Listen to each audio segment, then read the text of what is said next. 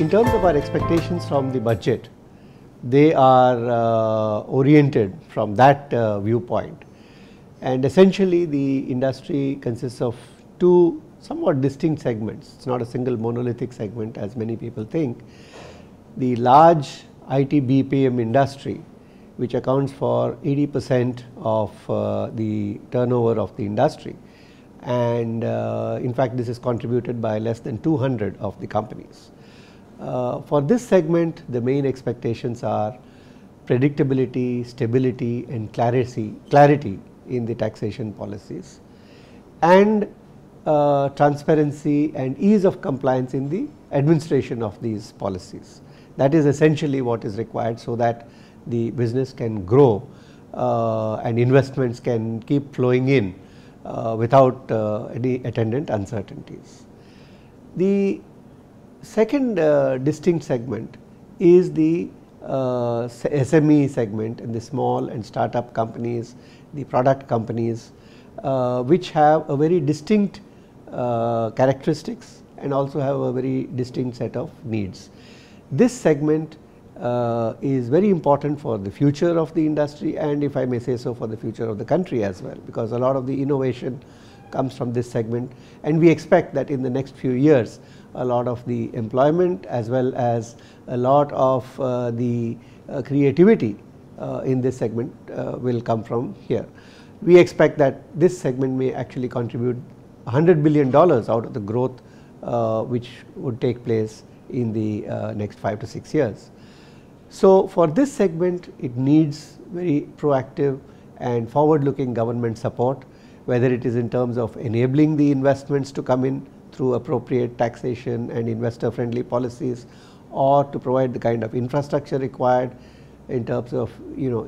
helping incubators and accelerators to come up, or to enable linkages with academic institutions and the research taking place over there, or to help entrepreneurs to set up their company or their business quickly and easily, reduce the burden of compliance, all of which actually go a long way in helping these companies to operate. And since in this area especially the SMEs have also the characteristic that they do not have any bankable assets, they have technology, they have knowledge and they have IPs and patents.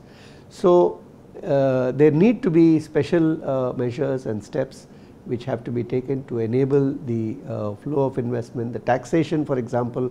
of angel investments, the flow of institutional credit both domestic and international into these companies. All of these need certain facilitatory steps which we have suggested need to be undertaken. The third element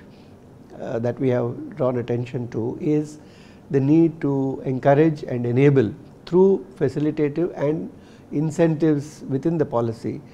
to enable the growth of the industry outside of the 7 major centers today which account for the bulk of the industry.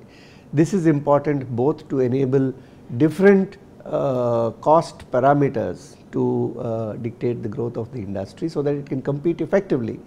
with different competitors in all the segments of the IT services,